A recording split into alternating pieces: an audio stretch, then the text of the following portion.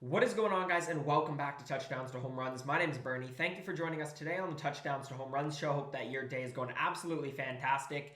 Now, just a little while ago, we just got released the men's draw for this year's Wimbledon tournament. Super exciting. So today we're going to be going through, breaking down the top 10 seeds. Then we'll be breaking down some of the lower end seeds that I think you guys should be looking out for. And then I also got a sleeper, so you guys are going to want to make sure to stick around towards the end of the video. And with that, we're just going to be breaking down what I've seen from these guys this year, and then also breaking down sort of where they are in the draw, so you guys are ready and prepared for when this Wimbledon tournament does actually begin. Just before we do get into the actual video, though, just some news regarding the Wimbledon tournament. Obviously, Nadal, Dominic Thiem, and Raonic all already withdrew from Wimbledon with injuries or for rest, respectively. And then also Stefanos Tsitsipas withdrew from his Wimbledon warm-up tournament with personal issues, so he didn't have any grass court warm-up on the surface, but he will be playing in the tournament. So, with that being said, let's get into the top 10 seeds. Obviously, number 1 is Novak Djokovic, coming off the French Open title not too long ago and pushing for the calendar slam after also winning the Australian Open earlier on this year. Now, what's really interesting about Novak is he did opt not to play in the singles draw of any Wimbledon warm-up tournament, so he's only been playing doubles, but I think that should be just fine. Not an issue at all. He could probably use the rest. He's been a bit inconsistent on serve this year, but he's been very good returning, being good on the ground for the most part. And I like his draw. He's got Draper in the first round, who's a UK wildcard, which is actually a match that you should watch because Draper had a really nice win against Sinner earlier on this week, and he's only 19 years old. He's supposed to be really good in a couple of years. But then after that, Kevin Anderson, Fokina, and Monfils, 3 guys who have not been playing some really good tennis as of late. So I think Novak Djokovic should be really just fine. And since he didn't play a singles warm-up, I think he should be able to ease into that. Next up, we got Medvedev, and an interesting draw as well. We'll talk about sort of that in just a second. But his best court is obviously the hard court, but I think his game should be able to translate to grass. And I think, when you look at some of the younger guys in the tournament, it's really the same story for all of these guys. Zverev, Tsitsipas, I think, have really convertible games to the grass surface. He's coming off a very solid win against Casper Ruud. He actually plays Carreño Busta in a couple of hours at the time of me filming this video, which should be a good measuring stick. But again, a good serve, hard, powerful ground game, I think should be able to translate to the grass. But the first ranked guy that he does play is Cilic, who's been playing some great tennis on the grass and is obviously a sleeper in this tournament with his serve. So that's one definitely to watch out for. Stefanos Tsitsipas, coming off that exceptional run at the French Open, was up 2-0, obviously, against Novak Djokovic. Didn't end up getting the job done. Still leads the tour in wins this year and has played more tennis than anyone. But I think, it comes down to how well he can do at the back end of these tournaments. But I think with how effective he is at the net and on serve, he should be really good on grass. Only thing is he's playing 2 unranked guys who have played some very solid grass tennis. He's playing Tiafoe in the first round and then Pospisil in the second round. He should be able to get the job done, but that's a very interesting section of the bracket. Number 4 is Alex Zverev. Pretty favorable matchups for him. His first ranked opponent is going to be 31 Taylor Fritz. Should be able to get the job done. But Zverev obviously coming off the semifinal appearance at the French Open. Lost his second round matchup though in his Wimbledon warm-up to Ugo Humbert.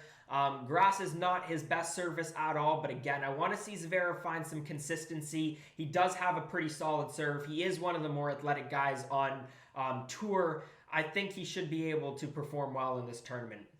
Next up, we got Rublev. Has Fognini, Sinner, and Schwartzman on his side of the draw, but this is more of an issue, I think, for Schwartzman and Sinner, who, as we'll talk about, are going to meet in the third round. But Rublev has had a pretty good start to 2021. He's second on tour in total wins, only behind Tsitsipas. He did have a first-round exit at the French Open, though, so I want to see him really lock in. He's been a bit inconsistent, especially at bigger tournaments, so I want to see him really lock in. I think he's got a really nice path. I don't want to say easy path, but with no Nadal in the tournament, I want to see Rublev at least get to the quarters, maybe even semifinals off the clay court. Next up, Roger Federer, possibly the most interesting guy in the tournament. Got Mannarino first round, then got Gasquet and Cam Norrie. So a bit of a tricky bracket, not going to lie. But it's obviously been a tough stretch of tennis for Roger Federer, barely playing last year, barely playing this year, coming off a tough loss to Felix Auger-Aliassime in a tournament that he's been very, very good at historically. I think he's going to get he's going to take care of his early round opponents, similar to what he did in the French Open. I'm worried when he faces a tough opponent like Cam Norrie, or even a tougher opponent later on in the tournament, if he can last 4 or 5 sets. That's going to be the biggest thing, match fitness, because he has looked good earlier on in matches. His serve has looked fine. That's not an issue at all, so that's going to be something definitely to look out for. Number 7 is Matteo Berrettini. Got Isner and Casper Ruud. 2 tough matchups on his side of the draw, but he's probably the sleeper pick to win the entire tournament. Maybe third favorite behind either Djokovic, maybe Federer, maybe Tsitsipas as well. But Berrettini obviously performed really, really well, winning the Queen's grass warm-up. Got the strong serve, got the strong forehand, improved play at the net. 3 aspects that really get amplified on the grass surface. His biggest threat, in my opinion, is Djokovic. I think he easily takes care of his part of the draw. And I think he doesn't necessarily like his chances, but he also does like his chances at the same time after that intense 4-setter in Paris. Number 8, Roberto Bautista Agut. Plays unranked Sun Woo Kwon. Hopefully I pronounced that right. In the first round, is a guy who's played phenomenal. Actually has a semifinal matchup, I believe, today in his grass court warm-up. Played some phenomenal tennis over the course of the past week, but he does have Opelka after that. So I do like the draw for Bautista Agut.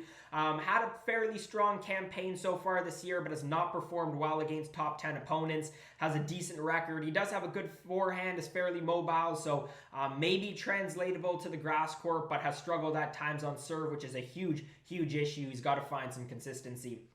Number 9, Diego Schwartzman, as I was saying before, has that tough third-round matchup against Jannik Sinner. And overall, he struggled to gain some consistency in 2021. Had a couple of good years before this, but yeah, 2021 hasn't been able to find consistency, hasn't played any grass court warm-ups, had obviously the tough loss to Nadal back in the French Open, but other than that, you know, I still like Schwartzman in this tournament. Maybe not the strongest of hitters, but he's great in court coverage and can still find ways to dominate rallies. And then number 10, rounding out the top 10 seeds, is Denis Shapovalov. Got Kohlschreiber and then Bautista Agut later on in the tournament. Being pretty good, 4-2 on grass this year. Lost to Cilic, Cam Norrie, but nice to see Shapo back and healthy after he missed the French Open. He's got those low-dipping forehands and backhands, which should be quite translatable to the grass court. So we'll see how he does in this tournament. Moving on to the lower seeds, I like Alex de Minaur at 15. Got Korda early on, which is a bit of a tricky matchup, but then got the winner of 2 qualifiers. And quite frankly, I like the seeded players in favor of Alex de Minaur in this section of the draw. He's got Daniel Evans and then a couple of other easier or beatable opponents. But he's already played in 3 grass court warm-ups, has his semifinal match today, so he's definitely in form on the surface. Made 2 semifinal appearances, had a decent match against Baratini, and obviously very, very tough to overwhelm. So when you got those quick, low bounces, you know, a player who's as mobile as Alex de Minaur is, I think could definitely cause some damage in the bracket.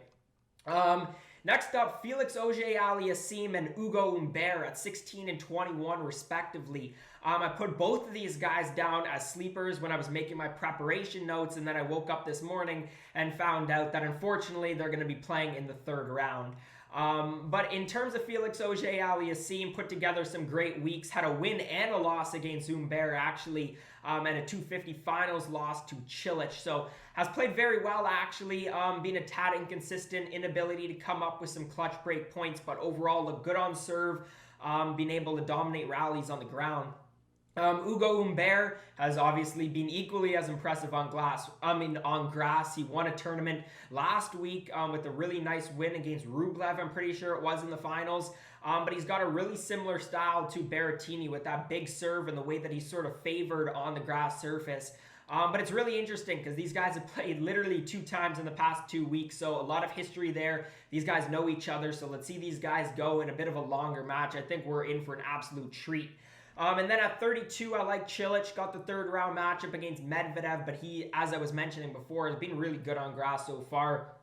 7-1 record on the surface, including a 250 win a couple of weeks ago with wins against guys like Auger-Aliassime, Shapovalov, Fabio Fognini. So he's definitely on his form right now, and obviously he was a Wimbledon finalist, runner-up back in 2017, so he's definitely got some history on the surface.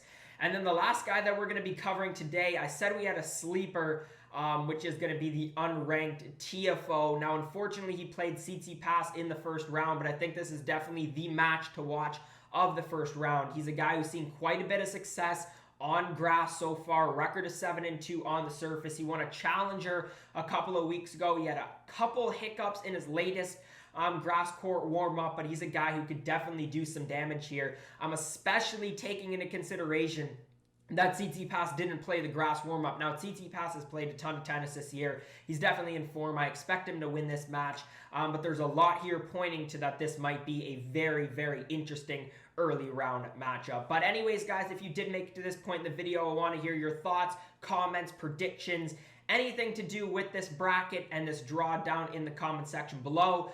Who do you guys think is going to win? Who do you guys think are some of the sleepers in this draw? Let me know that all down in the comment section below. But if you did enjoy today's video, make sure to leave a thumbs up, subscribe to Touchdowns to Home Runs for more content just like this throughout the rest of the Wimbledon tournament. As always, guys, thank you so much for watching, and I hope to see you again next time.